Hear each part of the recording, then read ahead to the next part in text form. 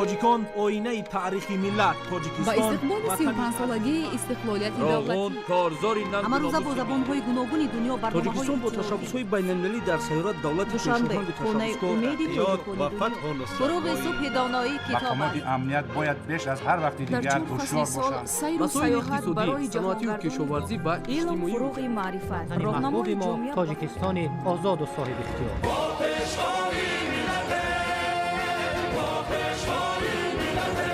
دوست باشید، اتفاق باشید، شکرانه همین دولت کنید، شکرانه همین سرزمین کنید، شکرانه کنید که چنین وطن عزیز و محبوب دارید.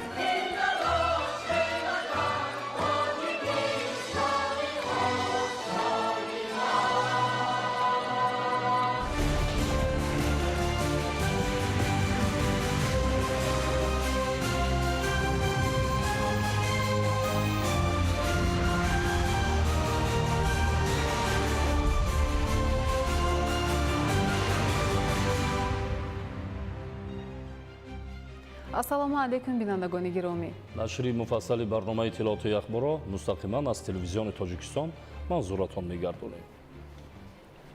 20 июл президенти ҷумҳурии тоҷикистон пешвои миллат муҳтарам эмомалӣ раҳмон бо мақсади шиносоӣ бо вазъи зиндагии мардум, ифтитоҳи як қатор иншооти таъйиноти гуногун ва суҳбат бо аҳли заҳмат бо сафари корӣ ба ноҳияи Мир Саид Алии Ҳамадонӣ ташриф оварданд. гузариши ҳамкорони мо. 20 июл президенти ҷумҳурии тоҷикистон пешвои миллат муҳтарам эмомалӣ раҳмон бо мақсади шиносоӣ бо вазъи зиндагии мардум, ифтитоҳи як қатор иншооти таъйиноти гуногун ва суҳбат бо аҳли заҳмат бо сафари корӣ ба ноҳияи Мир Саид Алии Ҳамадонӣ ташриф оварданд. сафари кории президенти кишвар муҳтарам эмомалӣ раҳмон бо ифтитоҳи бинои раёсати молияи вазорати молияи ҷумҳурии тоҷикистон дар ноҳияи Мир Саид Алии Ҳамадонӣ оғоз ёфт.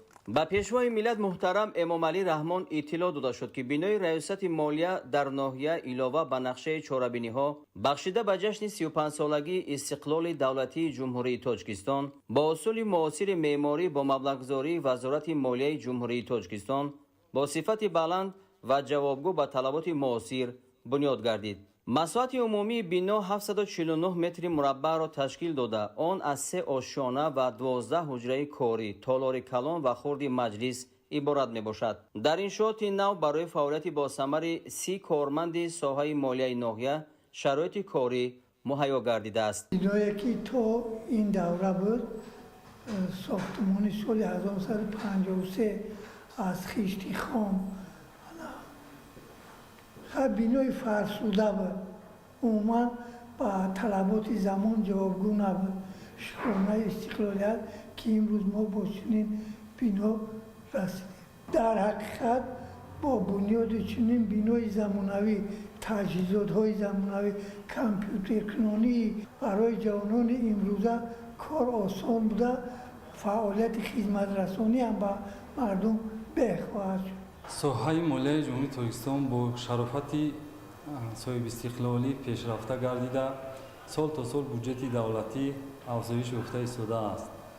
боиси хурсандии мо кормандони раёсати вазорати молияи ҷумҳурии тоҷикистон дар ноҳия аст имрӯз ки аз ҷониби пешвои муаззами миллат президенти ҷумҳурии тоҷикистон муҳтарам эмомалӣ раҳмон бинои нави замонавӣ раёсати вазорати молия дар ноҳияи Мир Саид Алии Ҳамадонӣ бо тамоми таҷҳизотҳои замонавӣ кушода ва истифода дода шуд. аз ин рӯ аз номи тамоми кормандони раёсати вазорати молия дар ноҳияи Мир Саид Алии Ҳамадонӣ ва пешвои муаззами миллат барои таваҷҷӯҳ ва ғамхориашон нисбати кормандони соҳа изҳори сипос ва миннатдорӣ баён менамоям. аснои шиносоӣ бо шароиту имконоти корӣ дар бинои нави раёсати молияи ноҳия сарвари давлат муҳтарам эмомалӣ раҳмон ба сифати корҳои сохтмонӣ баҳои баланд дода, кормандонро барои татбиқи босамари талаботи молиявӣ мақсаддор истифода бурдани маблағҳои буҷетӣ, роҳандозии дақиқу дурусти ҳисоботи молиявӣ ва омӯзиши низоми муосири молиявӣ вазифадор намуданд. сохтмони бино аз моҳи апрели соли 2024 аз тарафи коргарони ҷамъияти дорои масъулияти маҳдуди Имрон Сармоя оғоз ёфта буд. дар атрофи бино корҳои ободонӣ анҷом дода шуда гулу бута ва дарахтони ҳамешасабзу ороишӣ онро зиннат бахшидааст. роҳравҳои назди бино сафолакпӯш карда шудааст. намои берунаи бино ва қомат афрохтани он ба ҳусни маркази ноҳия зебоӣ тоза зам кардааст.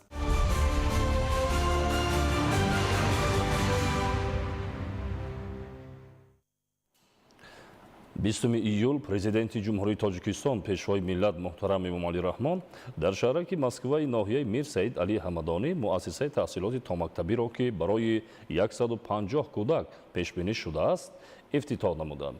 гузориши ҳамкорони мо.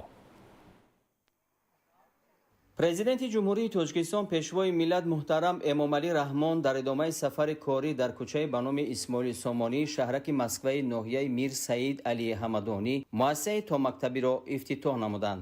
баробари давлат муҳтарам Эмомалӣ Раҳмон иттилоъ доданд ки бинои дуошёнаи муассиса дар майдони 0,156 гектар сохта шуда аз 2 ҳуҷраи корӣ, 6 хонаи хоби кӯдакон, 8 айвонча, майдони бозӣ барои кӯдакон, толоҳро барои гузарондани машғулияту чорабиниҳо, ошхона, ҳаммом ва амбор барои нигоҳдории судишворӣ иборат мебошад. сохтмони бино аз моҳи сентябри соли 2023 оғоз ёфта, баъди мавриди истифода қарор гирифтани он имкон пайдо шуд ки дар як вақт 150 кӯдак ба таълиму тарбия фаро гирифта шаванд. аз 30 корманд ба тарбияи кӯдакон 10 мураббӣ машғул мешаванд. иншоот илова ба нақшаи чорабиниҳо бахшида ба ҷашни 35-солагии истиқлоли давлатии ҷумҳурии Тоҷикистон бо маблағгузории Бонки ҷаҳонӣ аз тарафи ширкати сохтмонии ҷамъияти дорои масъулияти маҳдуди Строй Центр сохта шудааст. баъди шиносоӣ бо муассисаи тозабунёд пешвои миллат муҳтарам Эмомалӣ Раҳмон ба корҳои сохтмонӣ баҳои баланд дода, барои дар роҳияи хештаншиносиву меҳанпарастӣ тарбия намудани хурдсолон ба масъулин дастуру тавсияҳо доданд. این زمینه بینید خوب شد. خودم اعتماد میشه برای کودک آماده شدن با مؤسسه تعلیمی را. مؤسسه تعلیمی را با درجه عالی شرایط معیار کنید.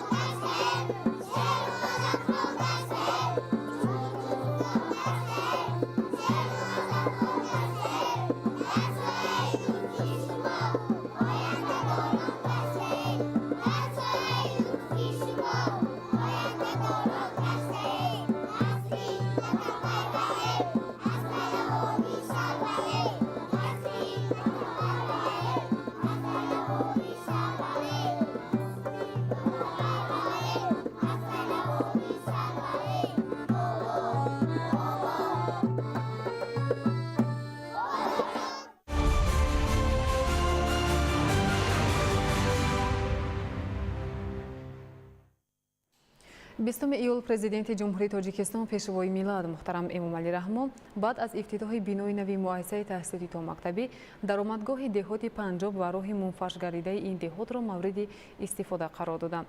Роҳи мазкур беш аз 12 километрро дар бар гирифта барои пешрафти сатҳи зиндагии мардум мусоидати фаъол менамояд. шарҳи бештар дар гузориши ҳамкорони мо. 20 июл президенти ҷумҳурии тоҷикистон пешвои миллат муҳтарам эмомалӣ раҳмон дар ноҳияи Мир Саид Алии Ҳамадонӣ даромадгоҳи деҳоти Панҷоб ва роҳи мунфаршгардидаро мавриди истифода қарор доданд. иттилоъ дода шуд ки роҳ дар ин масир 12,175 километрро дар бар гирифта шаҳраки Москва, деҳаҳои сайроби деҳоти Панҷоб ва сомониёни деҳоти ба номи Саидқул Турдиевро бо ҳам мепайвандад. роҳи мошингард асосан солҳои 80-уми асри гузашта бунёд ёфта, бо мурури замон масофаи зикргардида таъмирталаб ва ҳаракати нақлиёти боркашу мусофиркаш мушкил гардида буд. корҳои сохтмонӣ дар роҳ аз аввалҳои моҳи апрели соли равон аз тарафи соҳибкорони ватанӣ, сокинони маҳал ва бо ҷалби аҳолӣ оғоз гардида ба маблағи умумии 21 миллиону 675 ҳазор сомонӣ корҳои навсозӣ ба анҷом расонда шуд. паҳнои роҳ 6 метр ва ғафсии он ба андозаи 10 сантиметр мунфарш гардидааст. ин иқдоми ибратомӯзи сокинони ноҳияи Ҳамадонӣ ба беҳдошти вазъи роҳҳои дорои аҳамияти маҳаллӣ мусоидати амиқ карда, боиси рафтуомади бемонеаи нақлиёти мусофиркашу борбар гардид. сокинону соҳибкорони боҳиммати ноҳия бо пайравӣ аз сиёсати созандаву бунёдкоронаи пешвои миллат муҳтарам эмомалӣ раҳмон ба хотири истиқболи сазовори ҷашни умумимиллии 35-солагии истиқлоли давлатӣ корҳои ободониро вусъат медиҳанд. дар ноҳияи Мир Саид Алии Ҳамадонӣ сол ба сол, моҳ ба моҳ, рӯз ба рӯз роҳҳо хубтару хубтар шида истодааст. мо сокинон ва ронандагон аз он хушҳолем ки чунин роҳҳои замонавӣ сохта ба мо доданд. баъди ифтитоҳи иншоот роҳбари давлат муҳтарам эмомалӣ раҳмон ба ҳиммати сокинон барои ободонии як гӯшаи сарзамин баҳои баланд доданд. президенти кишвар муҳтарам эмомалӣ раҳмон бунёди роҳи мазкурро аз ҷониби соҳибкорони ватанӣ шоистаи таҳсин хонда, амалӣ намудани иқдомҳои созандагиро нишонаи баланди муҳаббату садоқати сокинон ба миллату давлат номиданд. раҳмати калон, ин кори савоб, ин кори хайр. ҳам худатон меравед, ҳам як меҳмон касе ки бияд, ин ободӣ оста оста бад бай мешавад, бо дигарон меяд, дигар мешавад як ноҳияи пешрафта.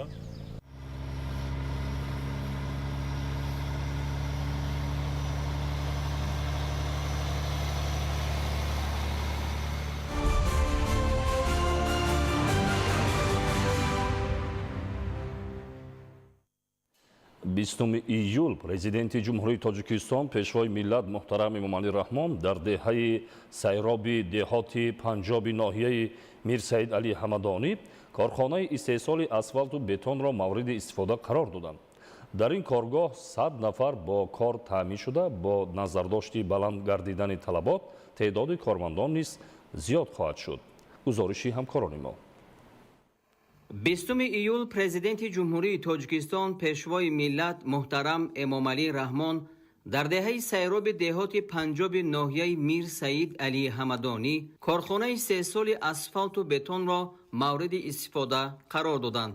баробари давлат муҳтарам эмомалӣ раҳмон иттилоъ доданд ки корхонаи нави саноатӣ аз тарафи соҳибкори ватанӣ Абдулазиз Ҷобиров дар пайравӣ аз сиёсати созандаву ободгаронаи ҳукумати кишвар бунёд шудааст. корхонаи масъулияи сохтмонӣ дар майдони 817 гектар ба маблағи 2 миллиону 520 ҳазор сомонӣ сохта шуда, бо хати муосири истеҳсолӣ ва дигар таҷҳизоти зарурӣ муҷаҳҳаз гардидааст. иқтидори корхона дар як соат 70 тонна асфалт ва 60 метри мукааб бетонро ташкил медиҳад. бо бунёди корхонаи саноатӣ 100 ҷойи корӣ таъсис ёфта, ояндаи наздик бо сохтмони коргоҳи сеюм теъдоди кормандон ба 120 мерасад.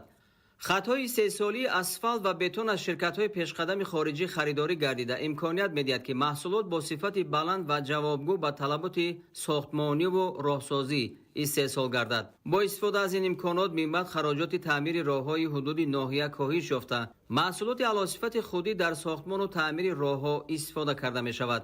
корхонаи мазкур дар ноҳияи Мир Саид Алии Ҳамадонӣ дар доираи солҳои рушди саноат солҳои 2022-26 нақшаи чорабиниҳо бахшида ба истиқболи сазовори ҷашни 35-солагии истиқлоли давлатӣ و هدف استراتژی صنعتی کنونی با سرعت کشور بنیاد گردیده است. به همه ما شما معلوم است که یکی از هدف‌های استراتژی مملکت این رشد صنعت به حساب می‌رود. از این لحاظ در دوره نقشه چهاربینی‌ها بخشیده به جشن 35 سالگی استقلال دولتی جمهوری تاجیکستان در ناحیه میر سید علی حمدانی باز یک کارخانه نوی صنعتی ساخته مورد استفاده قرار داده شد. ما ساکنان ناحیه با شکرگزاری از صلح و ثبات و مینتداری به پیشوای معظم ملت می‌نماییم که در ناحیه میر سید علی حمدانی چنین کارهای سازندگی و بنیادکاری با مرام ادامه دارند.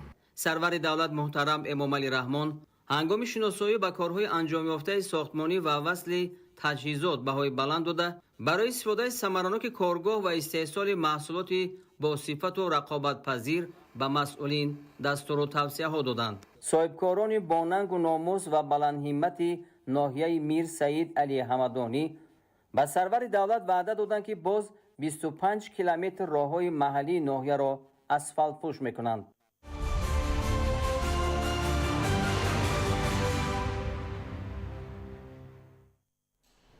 20 ایول президенти ҷумҳурии тоҷикистон пешвои миллат муҳтарам эмомалӣ раҳмон ва раиси маҷлиси миллии маҷлиси олии ҷумҳурии тоҷикистон раиси шаҳри душанбе муҳтарам рустами эмомалӣ ба деҳоти панҷоби ноҳияи мир саид алии ҳамадонӣ ташриф оварда бо истифодаи мақсадноки замин дар ҷамъияти дорои масъулияти маҳдуди тоҷ агро шинос шуданд.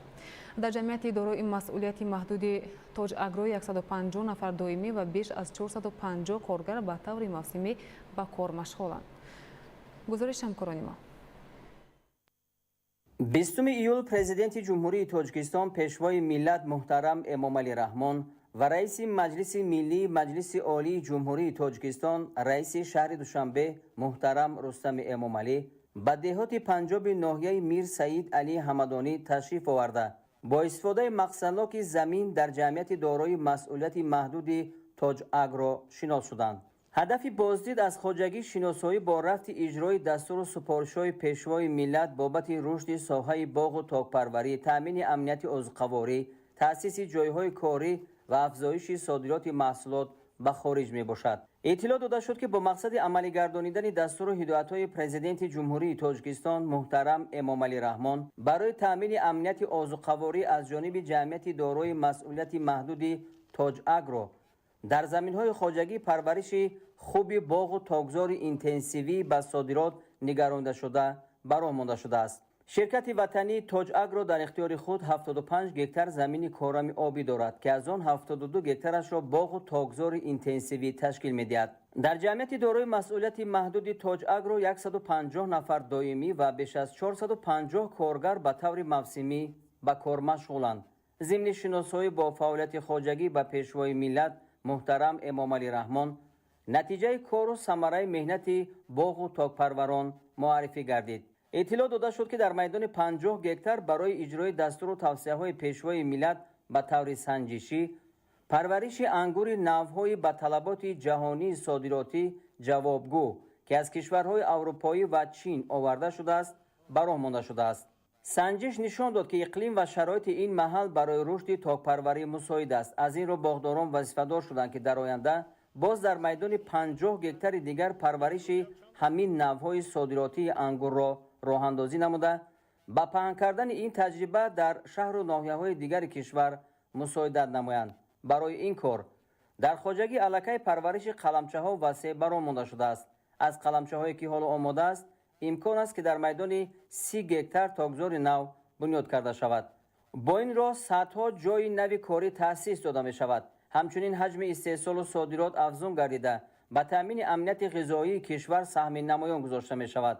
طور عیان گردید تاکزار علاقه در سال دوم دارای حاصل خوب بوده. امکان است که از هر یک گکتار تا 20 تانه حاصل جمع آوری شود.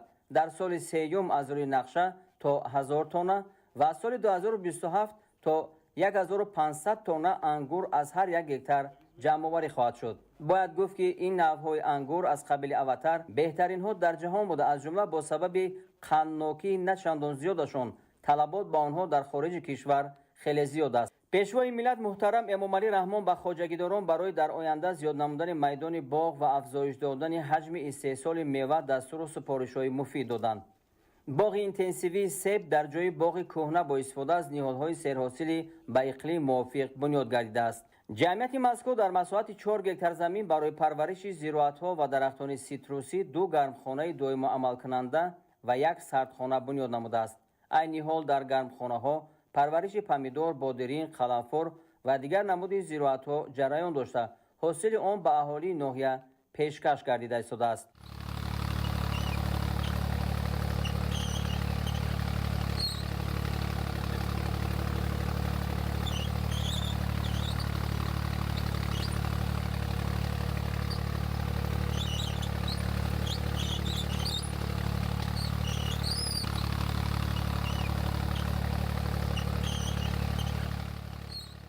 سرور دولت محترم امام علی رحمان ضمن شناسایی اقدام خواجگیداران را برای تشکیل گرمخانه‌های زمانوی و به این وسیله در تمام فصل سال تامین کردن طلبات ساکنان با محصولات تر و تازه به منفعت ارزیابی نمودند.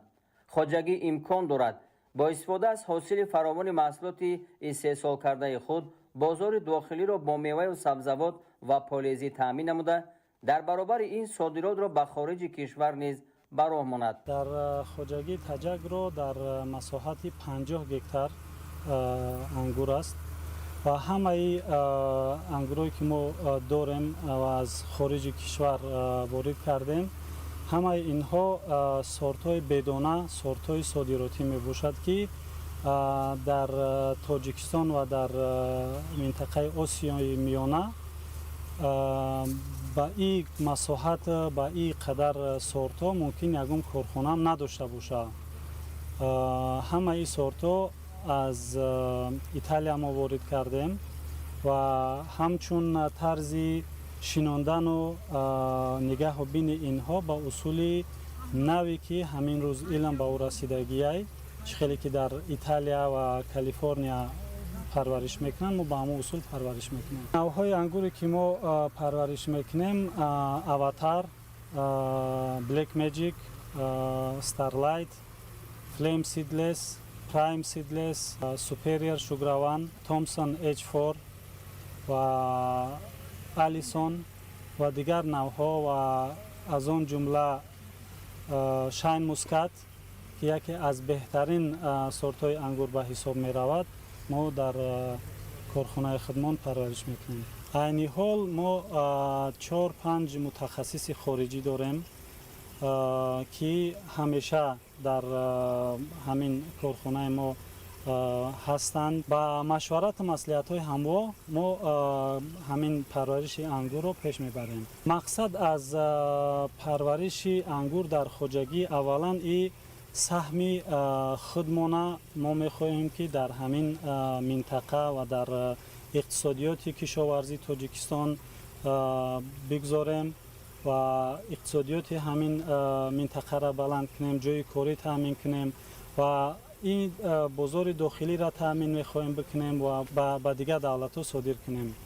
پرورش درختان سیتروسی در گرمخانه‌ها در حالت خوب قرار دارد. برای نگهداری حاصل میوه باغ و تاکزار خود در جمعیت مذکور سردخانه با گنجایش 1000 تن محصولات بنیاد شده است. اینچنین از جانب جمعیت دارای مسئولیت محدود تاج اگرو سیخ کارکرد عسل براه مانده شده است. پیشوای ملت محترم امام علی رحمان ضمن شناسایی با فعالیت اهل زحمت جمعیت دارای مسئولیت محدود تاج اگرو با اقدام شایسته خواجگیداران بهای بلند داده آنها را به استفاده مقصدناک و عاقلانه زمین، رویاندن حاصل فراوان محصولات کشاورزی به خصوص سبزیجات بروقتی و تامین بازار استعمالی و رشد ساحه هدایت نمودند.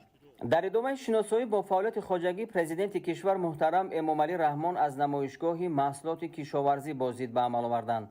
در نمایشگاه از جانب زمینداران خواجگی نامگوی زیادی محصولات کشاورزی از جمله کارتوشک، پیاز، سبزی، غله‌دانگی‌ها، میوه و سبزیجات و پالایزی معرفی کرده شد. توجه سرور دولت نسبت به خواجگی و علل خصوص بر تاک پروری خیلی زیاد است و محترم سرور دولت میخواهند که تاجیکستان از ساحه کشاورزی یکی از در مساف یا در برابر دولت‌های پیشرفته این ساحه باشند. باد و هوا، آب و زمین تاجیکستان یکی از بهترین زمین و از بهترین خاک و از بهترین باد و هوا و حساب می رود که ما در برابر کشورهای اروپایی مثل ایتالیا و مثل اسپانیا و یکی از ولایت‌های بایترین امریکا که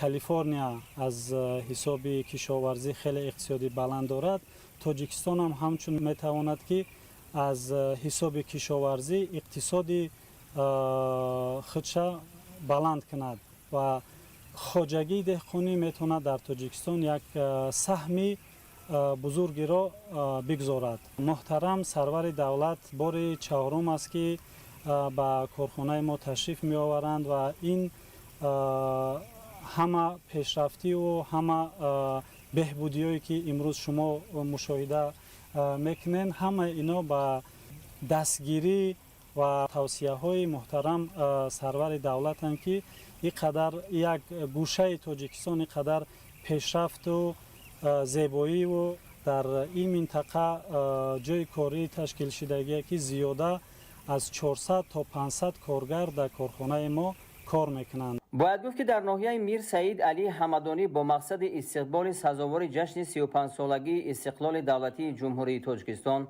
در سال 2025 51 انشاءات به نقشه گرفته شده. تا این دوره 44 انشاءات تعییناتش گوناگون با تأسیس 114 جای کاری به مبلغ 297 میلیون و 809 هزار سامانی ساخته به استفاده داده شد که 86.2% نقشه را تشکیل می‌دهد.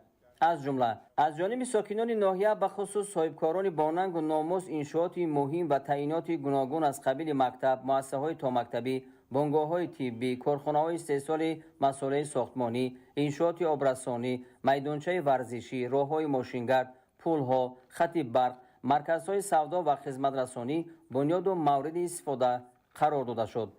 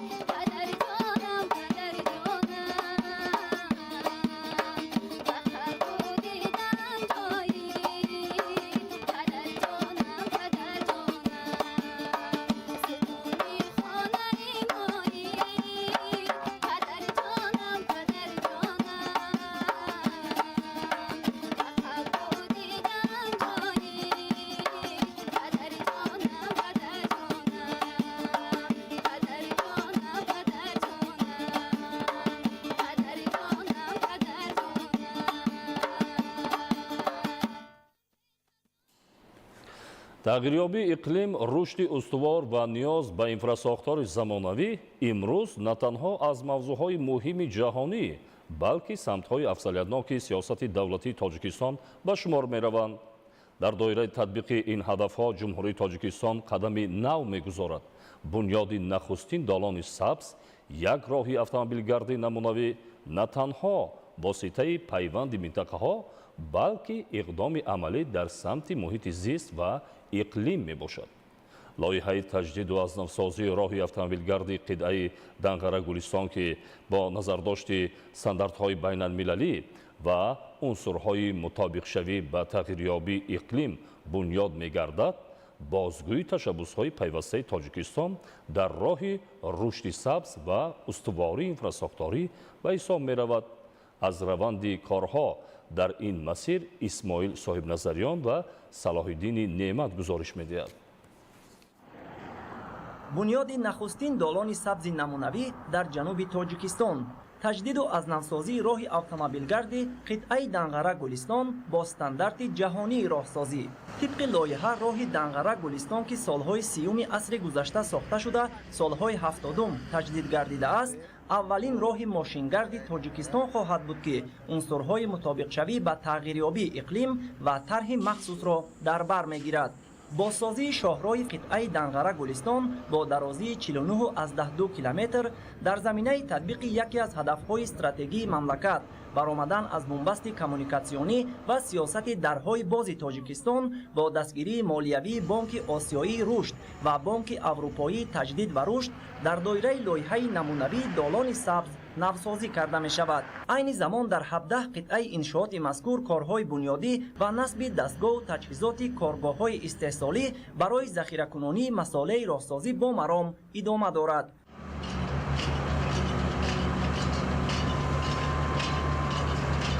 таҷдиду азнавсозии роҳи автомобилгарди қитъаи Данғара Гулистон бо ҷалби мутахассисони ватаниву хориҷӣ ва техникаву дигар механизмҳои муҳими соҳавӣ бо маром идома дошта, ҷавобгӯ ба стандарти байналмилалӣ бунёд мегардад. ин роҳ аз 2 самти ҳаракат ба 4 самти ҳаракат расонида шуда, аз дараҷаи 3 ба 1 б бароварда мешавад. дар баробари 4 самти ҳаракати воситаҳои нақлиёт, ҳамзамон дар шафати он роҳи пиёдагард, хатти ҳаракати дучарха ва дигар муҳимоти қоидаҳои ҳаракат дар роҳ ба инобат гирифта шудааст. мутобиқ ба тарҳи намунавии долони сабз дар шоҳроҳи таҷдидшаванда сатҳи равшаннокӣ беҳтар шуда, гузаргоҳҳои бехатар ва хуби аломатгузорӣ шуда, ҳамчунин дар канори роҳ инфрасохтори санитарӣ ва барои модарони дорои кӯдакони хурдсол ҳуҷраҳои ҷудогона бунёд мегарданд. раванди корҳои сохтмонӣ дар роҳи мазкур таҳти таваҷҷӯҳ ва назорати пайвастаи мутахассисону машваратчиёни милливу байналмилалӣ қарор дошта, барои кормандон шароити муносиби маишиву хизматрасонӣ фароҳам оварда шудааст. айни замон барои бо сатҳу сифати мутобиқ ба стандарти роҳсозӣ ва дар муддати пешбинишуда анҷом ёфтани корҳо 84 нафар мутахассисони варзидаи ватанӣ ва хориҷии ширкатҳои бонуфузи роҳсозӣ ва зиёда аз 70 техникаву механизмҳои пуриқтидори соҳавӣ ҷалб гардидааст. айни ҳол мо қарор дорем дар километри 24-уми шоҳроҳи Данғара Гулистон. дар ин қитъаи корӣ рафти корҳои қабат ба қабат бардоштани хоктепаи роҳ идома дорад. уҳдадории ин масир ба зиммаи ҳамоҳангсози вазорати нақлиёт маркази татбиқи лоиҳаҳои таҷдиди роҳҳо вогузошта шудааст. ҳамарӯза сатҳу сифати корҳо назорат карда мешавад ва айни ҳол бошад рафти корҳои васлу насби корхонаи майдакунии сангу шағал барои захираи сангу шағал барои истифодабарӣ дар сохтмон рафта истодааст. роҳ аз 49,2 километр иборат буда, дар назар дошта шудааст як пули мошингузар, 2 та эстакада сохта ба истифода дода мешавад.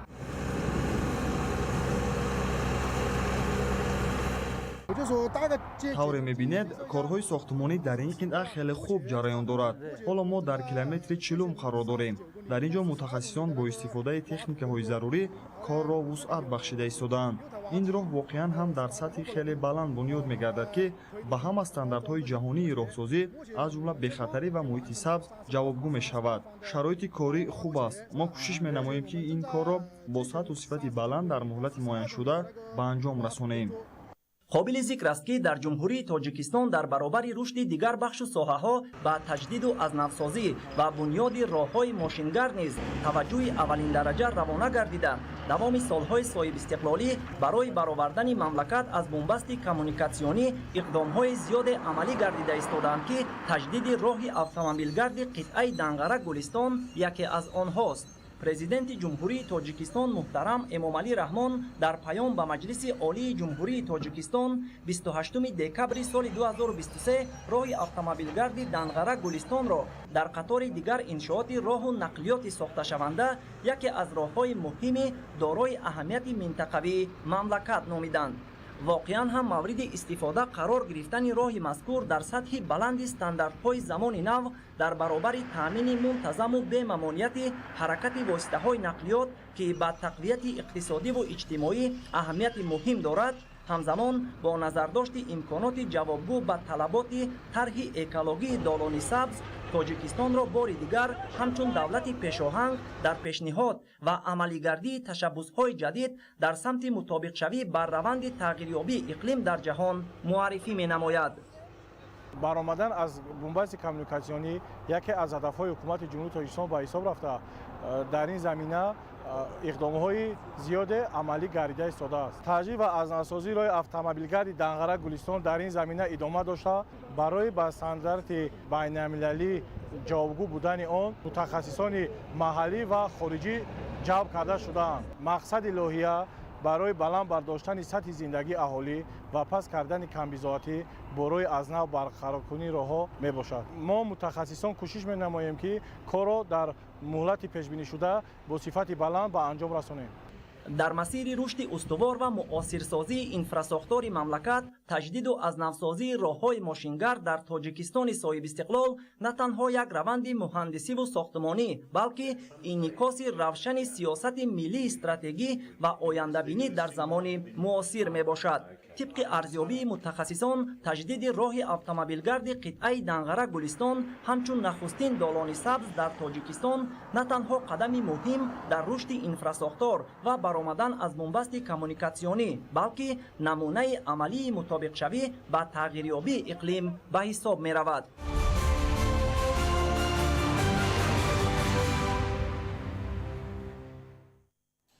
дар доираи сафари кории президенти ҷумҳурии Тоҷикистон пешвои миллат муҳтарам Эмомалӣ Раҳмон ба ноҳияи Мир Саид Али Ҳамадонӣ 8 иншооти гуногун таъйинот мавриди истифода қарор дода шуд ки ин дар баробари фароҳам гардидани шароити мусоиди таҳсил, таъсиси ҷойҳои навикорӣ ва тақвияти истеҳсолот, ҳамчунин баҳри мукаммал гардидани инфрасохтори кору рӯзгори сокинон нақши муассир дорад. гузориш ҳамкорони мо. дар доираи сафари кории президенти ҷумҳурии Тоҷикистон пешвои миллат муҳтарам Эмомалӣ Раҳмон ба ноҳияи Мир Саид Али Ҳамадонӣ дар деҳаи сайрови ҷамоати деҳоти Панҷоб бо иштироки намояндагони ҳукумати ҷумҳурии Тоҷикистон корхонаи коркарди сангу шағали ҷамъияти саҳомии пӯшидаи дӯстии Ҳамадонӣ мавриди истифода қарор дода шуд. корхонаи саноатӣ дар ноҳияи Мир Саид Али Ҳамадонӣ аз зумраи иншооти ҷашнӣ ба истиқболи 35-солагии истиқлоли давлатӣ маҳсуб ёфта, он дар доираи ҳадафҳои муҳими стратегӣ саноаткунонӣ бо суръати мамлакат аз тарафи соҳибкори маҳаллӣ Шукри Худо Раҳмонов бунёд шудааст.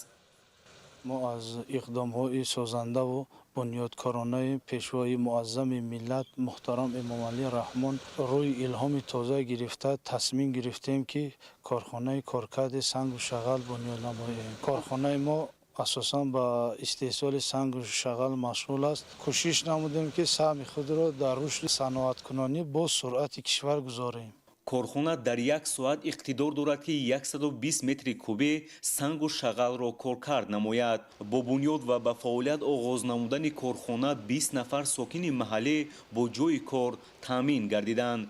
корхона дорои муосиртарин хатҳои технологӣ буда масоҳати умумии он 12 гектарро ташкил менамояд. саноат, маърифу тандурустӣ, кишоварзӣ, варзиш ва сайёҳӣ аз ҷумлаи самтҳои маҳсуб меёбанд ки дар ноҳияи Мир Саид Али Ҳамадонӣ бо саҳму иқдоми соҳибкорон рушд менамоянд.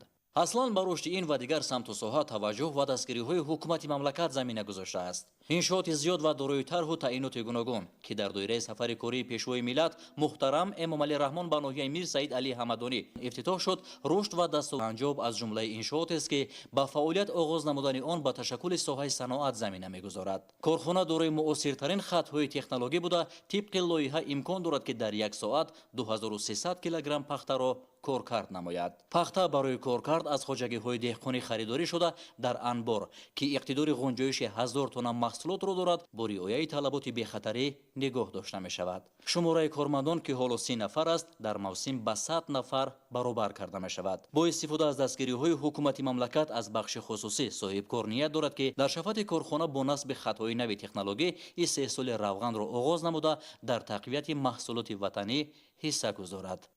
дар ҳошияи сафари кории президенти ҷумҳурии Тоҷикистон пешвои миллат муҳтарам Эмомалӣ Раҳмон ба ноҳияи Мир Саид Алии Ҳамадонӣ дар деҳаи сафедоби ҷамоати деҳоти Панҷрӯд маҷмӯаи варзишии Академияи дастаи футболи сарҳадчӣ таъсис дода шуд ки дар он ду майдончаи замонавии варзишӣ мавриди баҳрабардорӣ қарор дода шуд. иншооти мазкур дар доираи нақшачорабиниҳо бахшида ба истиқболи шоистаи ҷашни 35-солагии истиқлоли давлатии ҷумҳурии Тоҷикистон аз ҷониби оилаи Юсуфиҳо бунёд гардид. иншоот бо сифати баланд ва ҷавобгӯ ба талаботи замони муосир бунёд гардидааст. дар атрофи он корҳои ободонию сабзкорӣ низ анҷом дода шуданд. ба истифодадиҳии чунин иншооти замонавӣ имкон медиҳад ки дар оянда мусобиқаҳои варзишӣ ташкил гардида ҷавонону наврасони деҳаҳо байни ҳам сабқат намоянд. миннатдории худро ба пешвои муаззами миллат мерасонем ки чунин як шароити хуб, як фазои ватандӯстӣ барои мо муҳайё карданд ва ташаккури зиёд барои оилаи Юсуповҳо мегӯем ки дар ноҳияи Мир Саид Алӣ Ҳамадонӣ ҷамоати Панҷрӯд деҳаи Кодара як майдончаи бозии соҳилӣ, яъне дар қум ба тамоми шароитҳое ки байналмилалӣ ҷавобгӯ ҳастанд сохта ба истифода дода шуд. аз ин пас дар майдончаҳои варзишӣ ҳам дар бозии соҳилӣ ҳам дар болои алаф дар газон бозӣ машқи тамринҳои худро ба роҳ мемонанд ва албатта ин дар оянда барои пешрафти соҳаи футбол дар ҷумҳурии Тоҷикистон ва берун аз кишвар метавонад ки як малакаву маҳорати бозингарони моро дар сатҳи баланд бардорад. сокинони деҳа аз кушодашавии маҷмӯаи варзишии Академияи дастаи футболи сарҳадчӣ ва ду майдончаи замонавии варзишӣ хушҳол гардида изҳори сипос намуданд. бунёди чунин иншооти замонавӣ ба рушди соҳаи варзиш заминаи мусоид фароҳам оварда умед аст ки наврасону ҷавонони ин гӯшаи Тоҷикистон дар оянда дар бузургтарин бозиҳои футбол ватану миллатро муаррифгар бошанд. мавриди зикр аст ки оммавигардонии варзиш ва тарғиби тарзи ҳаёти солим дар мамлакат зери таваҷҷӯҳи махсуси роҳбарияти олии кишвар қарор дорад. ташрифи навбатии пешвои миллат муҳтарам Эмомалӣ Раҳмон ба ноҳияи Мир Саид Алӣ Ҳамадонӣ дар маҷмӯъ ба таъмини сатҳу сифати зиндагии сокинон мусоидат намуд. норасоии оби нӯшокӣ дар деҳаи Меҳнатобод ки аз лиҳози афзоиши аҳолӣ ба миён омада буд дар ҳамин рӯз бартараф гардид. хати оби нӯшокӣ аз масофаи 2400 метр тавассути қубури дорои қутри сад оварда шудааст. 40 нуқтаи об ки дар 11 кӯчаи деҳаи Меҳнатобод сохта шудааст замина гузошт ки ин манбаи ҳаёт ба 280 хоҷагӣ пурра дастрас бошад. ҳали боз як мушкил норасои оби нӯшокӣ дар деҳаи Меҳнатободро натиҷаи таваҷҷӯҳ ва тадбирҳои роҳбари давлат муҳтарам Эмомалӣ Раҳмон ҷиҳати таъмини зиндагии босаодати мардум унвон карданд. ин тадбир ки аз ҷумлаи талаботи 17 ҳадафи рушди устувор аст нуфузи Тоҷикистонро дар арсаи ҷаҳонӣ боз ҳам афзун мекунад. дар заминаи таъмини зиндагии шоиста ва дастрасӣ ба хизматрасониҳои босифати тиббӣ шумораи аҳолӣ дар ноҳияи Мир Саид Алӣ Ҳамадонӣ ҳамасола афзоиш меёбад. ин раванд талабот ба ҷойи нишаст дар муассисаҳои таҳсилотиро бештар менамояд. тибқи маълумот шумораи хонандагон ҳамасола то 2500 нафар зиёд шуда зарурати бунёди иншооти нави соҳа ба миён меояд. бо мақсади пешгирӣ аз ҳолатҳои норасоии ҷойи нишаст ва таъмини шароити мусоид дар раванди омӯзиши илму дониш дар назди муассисаҳои таҳсилоти миёнаи умумии рақами 44 ва 3 синфхонаҳои нав ифтитоҳ шуд. ин маросим бо иштироки намояндагони ҳукумати ҷумҳурии Тоҷикистон дар рӯҳияи идона сурат гирифт. 4 синфхонаи иловагӣ дар назди муассисаи таҳсилоти миёнаи умумии рақами 3 воқеъ дар деҳаи меҳвари ҷамоати Чӯбек сохта шуда барои ба таҳсил фаро гирифтани 240 хонанда дар ду баст пешбинӣ шудааст. синфхонаҳо дорои шароити хуби илмомӯзӣ буда бо айёниятҳои хониш муҷаҳҳаз мебошанд. маориф ва рушди он дар сиёсати иҷтимоии ҳукумати ҷумҳурии тоҷикистон мавқеи меҳварӣ дорад. аз ин лиҳоз моро зарур аст ки ба сифати таҳсил, истифодаи хуби шароиту имконот ва дар рӯҳияи худшиносии миллӣ тарбия намудани насли ояндаи миллат таваҷҷӯҳи бештар зоҳир намуда дар амалӣ гаштани ҳадафу нақшаҳои ояндасози роҳбари давлат муҳтарам Эмомалӣ Раҳмон нақшгузор бошем. имрӯз доштанд роҳбарияти вилояти Хатлон зимни суҳбат бо ҳайати омӯзгорон. истифодаи мақсадноки қидаҳои замини назди ҳавлигӣ, таъмини нашъунамои хуби ҳама намуди маҳсулоти киштгардида, гирифтани бештар аз 2 ҳосил ва афзоиш ёфтани ҳаҷми маҳсулоти истеъмолӣ аз меҳнатдӯстии сокинони ноҳияи Мир Саид Алӣ Ҳамадонӣ башорат медиҳад. тибқи маълумот, масоҳати умумии қидаҳои замини корам дар ноҳия 13226 гектарро ташкил медиҳад. айни ҳол деҳқонон самараи меҳнаташонро ҷамъоварӣ карда истоданд. токунун кишоварзони ноҳия ба миқдори 68434 тонна маҳсулот ҷамъоварӣ намуданд ки нақшаи дурнамо 87% иҷро шуда рӯёнидани ҳосил идома дорад. аъзоёни ҳар як оила бо интихоби тухмиҳои хушсифат ва меҳнати аҳлона қидаҳои замини назди ҳавлигиро мақсаднок истифода бурда навъҳои гуногуни сабзавоту полезиро кишт менамоянд. ҳамзамон бо бунёди боғҳои мевадиҳанда ва афзоиш додани маҳсулоти истеъмолӣ, сокинон дар захирасозии маҳсулот ва баландбардоштани сатҳи некуаҳволии зиндагии худ мусоидат менамоянд. мо дар замини назди ҳавлигимон картошка, пиёз, помидор, боймиҷон, қалафар кишт мекунем, дар ҳаррӯза зиндагимон истифода мебарем, ҳамчунин захира ҳам мекунем.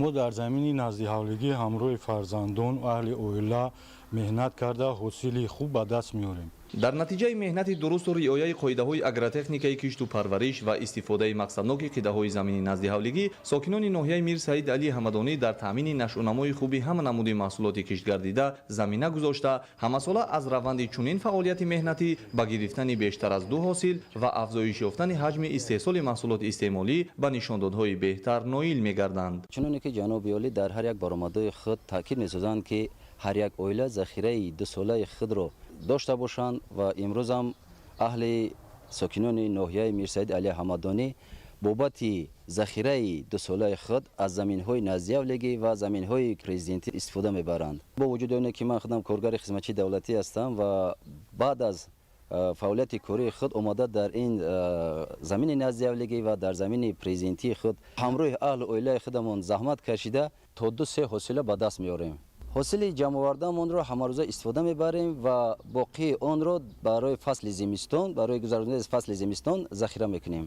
сокинон бо истифода аз имкониятҳои мавҷуда ва меҳнати аҳлона қидаҳои замини назди ҳавлигиро бо самар истифода мебаранд ва аз натиҷаи дастранҷашон ҳам ниёзи рӯзгори хешро қонеъ месозанду ҳам бозорҳои дохилиро бо маҳсулоти хушсифат таъмин менамоянд. ҳамзамон аз ҳосили ба дастоварда барои давраи зимистон дар шаклҳои гуногун маҳсулотро захира мекунанд.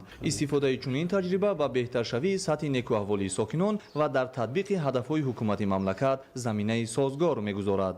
ноҳияи Мир Саид Алӣ Ҳамадонӣ яке аз ноҳияҳои аграрии минтақаи Кӯлоби вилояти Хатлон ба ҳисоб меравад. дар заминаи таваҷҷӯҳ ва дастгириҳои ҳукумати ҷумҳурии Тоҷикистон айни замон шароиту имконоти мусоид баҳри фаъолияти самарабахши кишоварзон фароҳам оварда шудааст. ҳамасола деҳқонону хоҷагидорон баҳри дар амал татбиқ намудани ҳадафи стратегии кишвар, таъмини амнияти озуқаворӣ бо истифода аз воситаҳои муосиру самараноки кишту парвариши зироатҳои кишоварзӣ ба афзоиши натиҷаҳо ноил мегарданд. айни ҳол деҳқонон самараи меҳнаташонро ҷамъоварӣ карда истоданд. тибқи маълумот, масоҳати умумии қидаҳои замини корам дар ноҳия 13226 гектарро ташкил медиҳад. дар заминҳои холигашта хоҷагидорон кишти такрориро низ ба роҳ монда ба ин васила дар фаровонии маҳсулоти истеъмолӣ саҳми бештар мегузоранд. хоҷагидорони ҷамоати деҳоти Заркӯ ҳамасола дар самти мақсаднок истифодабарии қидаҳои замини корам ва афзоиш додани ҳаҷми истеҳсоли маҳсулоти гуногуни кишоварзӣ яке аз ҷамоатҳои пешсафи ноҳия ба шумор меравад. аҳли заҳмати ноҳия дар кишту парвариши ҳама намуди маҳсулот ба натиҷаҳои дилхоҳ ноил гашта истодаанд. рушди пахтакориро кишоварзон яке аз омилҳои муҳими баландбардоштани сатҳи иқтисодиёт ва некӯаҳволии мардум медонанд. бо ин назардошт ва дар асоси тавсияи мутахассисон, соли равон бори нахуст дар ноҳияи Мир Саид Алӣ Ҳамадонӣ усули нави кишти зери плёнкаи пунбадона гузаронида шуд ки ҳоло нашъунамои ниҳолон ва ҳосилбандии онҳо беҳтар арзёбӣ мегардад. соли ҷорӣ дар масоҳати умумии 560 гектар маҳсулоти полезӣ киш шудааст ки ҳоло деҳқонон ҳосили фаровони ба бор овардаи дастранҷашонро ҷамъоварӣ ва пешкаши аҳолӣ намуда истодаанд. кишоварзони ноҳия бо изҳори қаноатмандӣ аз дастгириҳои ҳамаҷониба ва шароити мусоиди фароҳам буда баҳри иҷрои дастуру супоришҳои ҳукумати мамлакат ва расидан ба натиҷаҳои боз ҳам беҳтару бештар дар самти истеҳсоли маҳсулоти истеъмолӣ аз тадбирҳои самаровар истифода мебаранд. бинандагони гиромӣ, нашри муфассали барномаи иттилоъоти ахбор хотима меёбад. ба шумо зиндагии ободу осоиштаро таманно дорем. саломат бошед.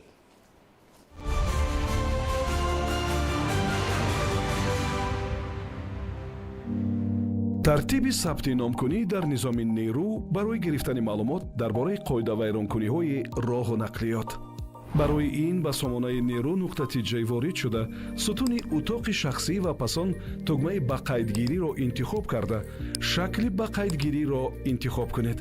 агар шахси воқеиед ному насаб, рақами мушаххаси андозсупоранда, акси шиносномаатон ва агар шахси ҳуқуқиед номи ширкат, ному насаби роҳбар, рақами мушаххаси андозсупоранда, акси шаҳодатнома ва иқтибоси корхонаро ворид кунед. дар саҳифаи дигар рақами телефони мобилӣ ва рамзи утоқи шахсиро ворид намуда, тугмаи қабули рамзро пахш кунед ва бо омадани смс паёмак онро ворид кунед. ба саҳифаи асосӣ гузашта, барои ворид шудан ба утоқи шахсӣ рақами телефон ва рамзи утоқро ворид кунед. дар утоқи шахсӣ илова намуданро пахш намуда, маълумоти воситаи нақлиётро ворид созед. онро мутахассисон тафтиш карда, тасдиқ ва ё рад мекунанд. дар ин бора ба шумо смс паём меояд. ҳамин гуна шумо маълумот дар бораи қоидавайронкуниҳо, вақту соати онҳо, аксу навор ва ҳаҷми ҷаримаҳоро ба даст меоред.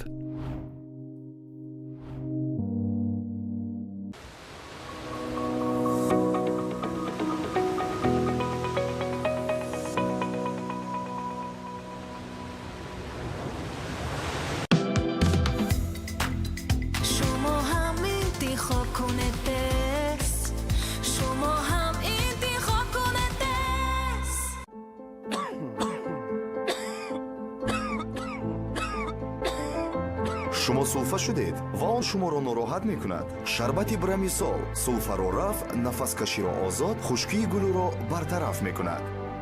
худи оне ки сулфа набуд. хоҳед ки сулфа бартараф шавад дарҳол, ба шумо ёрӣ медиҳад брамисол. маркази савдои авранг 9 сола шуд. то 40% тахфифро барои хариди тамоми молу ашё ва техникаи маишӣ ба даст доред. телевизорҳо то 15% тахфиф. акнун имкон медиҳанд ки филмҳоро бо кайфияти баланд тамошо кунед. яхдон, мошинаи ҷомашӯӣ ва техникаи дигари маишӣ барои роҳати шумо акнун то 20% тахфиф. барои меҳмонхона, хонаи хоб ва ошхонаатон ҷиҳози таби дилро бихаред. сипос барои ҳамроҳӣ бо авранг.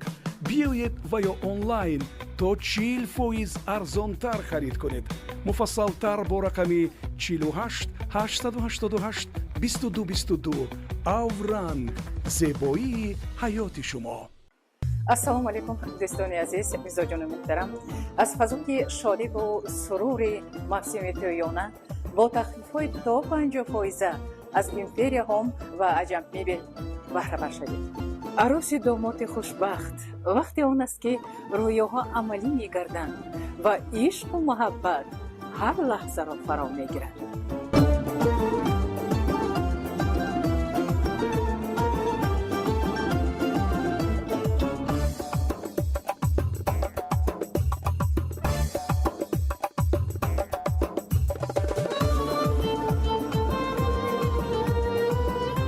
фурсатро аз даст надиҳед. ба мағозаи империя ҳом ва аҷаб мебел биёед. мавсими тӯёнаи нотакрор ва ҳикояи муҳаббати шумо инҷо оғоз меёбад. фанта бо маззаву ранги он. шумо мафтуни ҳамин афлесун шавед. биёед фантаро бо худ бигиред. аз маззаи рӯҳафзо баҳра баред.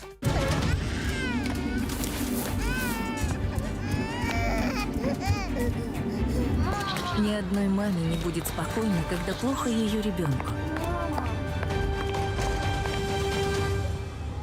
Пардифен Kids можно применять с 6 месяцев. Он помогает при температуре, а еще он снимает боль, даже зубную. Пардифен Kids. Ребенку не больно, и мама спокойна.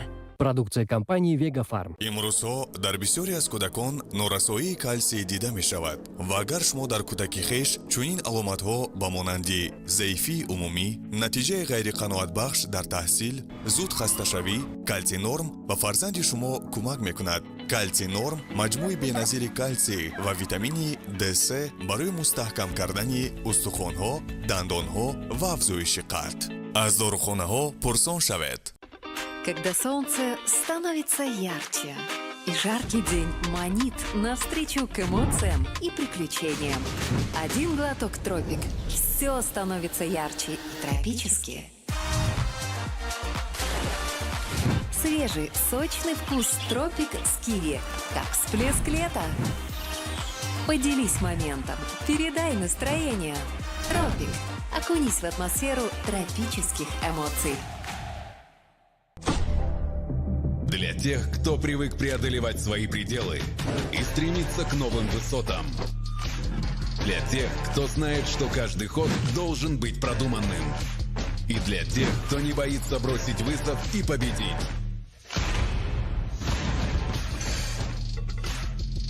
Линдавит. Выбирайте здоровье и активность на каждый день. Линдавит. Ваш выбор, ваша сила.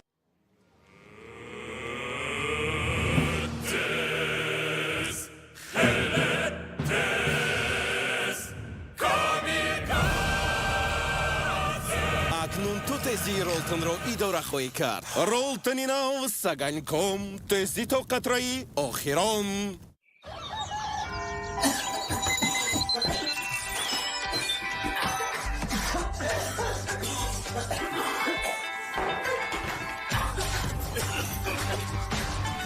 Ламбротин – современное средство для борьбы с заболеваниями дыхательных путей, которое разжижает вязкую мокроту и облегчает ее отхождение. Ламбротин облегчает дыхание, возвращает радость утра. Дышите свободно с ламбротином. Ламбротин. Пусть кашель не мешает жить. А ты, сынок, в лесок поди, целебных трав там собери. В котле сварю с 3 первых ложек. Отвар густой тебе поможет. Мама, а это такой, как там у бабушки? Такое, только лучше. Трависил. И кашель больше не помеха. Теперь и без сахара.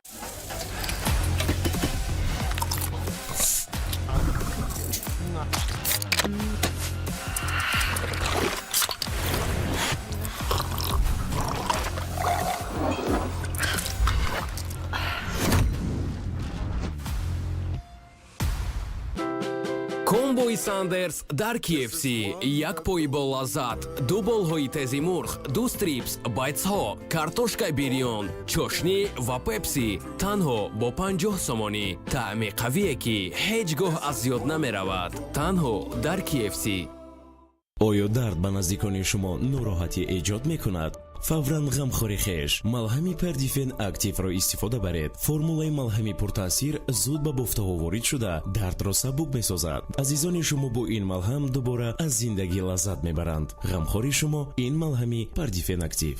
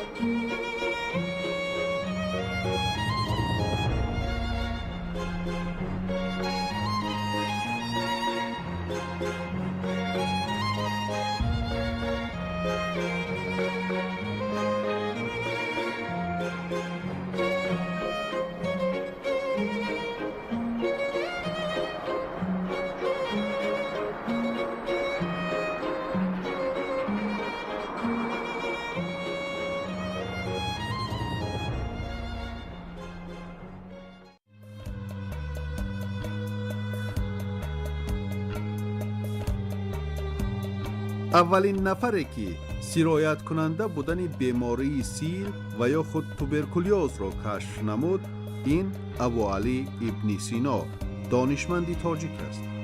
او در زمان خود با دانش و تفکر بالا انگیزش دهندگان نانمایان این بیماری را توسط آب و هوا و زمین پژوهش نمودند. معلومات مکمل را عاید به این روند جمع آوری و پیشنهاد کرد. همچنین پس از آموزش های زیاد در جهان بار اول محض سینا معلومات پره را راجع به بیماری های منینگیت، دیابت، زخم معده و زرد پروین جمع آوری و معماهای